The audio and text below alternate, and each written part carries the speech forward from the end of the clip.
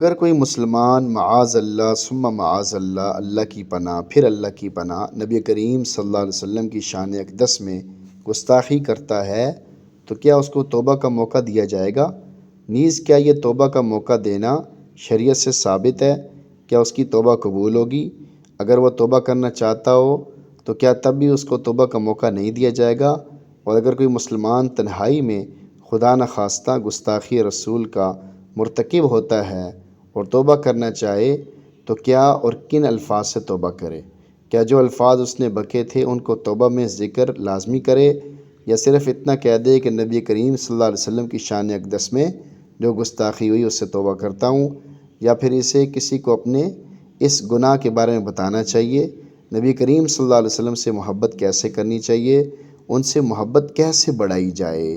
الجواب بسم ملہم الثواب، یعنی جواب اس اللہ کے نام سے جو سیدھی بات کو دلوں میں ڈالتا ہے، صحیح بات کو دلوں میں ڈالتا ہے۔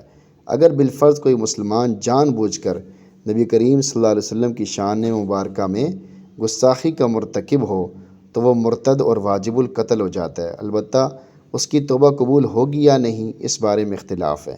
علامہ شامی رحمۃ اللہ علیہ کی تحقیق کے مطابق توبہ قبول ہوگی، بشرطے کہ عادی اور دائی مجرم نہ ہو، ورنہ توبہ قبول نہ ہوگی۔ اور توبہ کے لیے کسی کے سامنے اپنی گستاخی کا اعتراف کرنا یا گستاخی کے الفاظ دہرانا یہ ضروری نہیں ہے، اس کو دہرانا بار بار کہنا ضروری نہیں ہے، بلکہ اظہار اعتراف اور اعادہ نہ کرنا ضروری ہے۔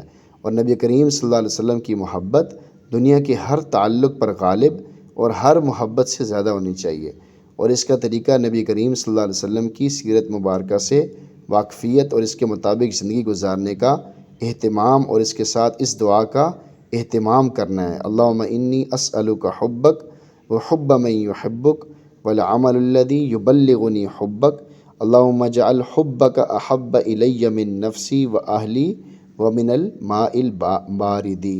اے اللہ، میں تیرے سے تیری محبت چاہتا ہوں، اور اس بندے کی بھی محبت چاہتا ہوں جو تجھ سے محبت کرتا ہے، اور اس عمل کی محبت چاہتا ہوں جو تیری محبت تک مجھے پہنچا دے۔ اے اللہ، تو اپنی محبت کو میرے لیے میری جان سے بھی زیادہ محبوب بنا دے، میرے گھر والوں سے بھی زیادہ محبوب بنا دے، اور ٹھنڈے پانی سے بھی زیادہ محبوب بنا دے۔ آمین یا رب العالمین۔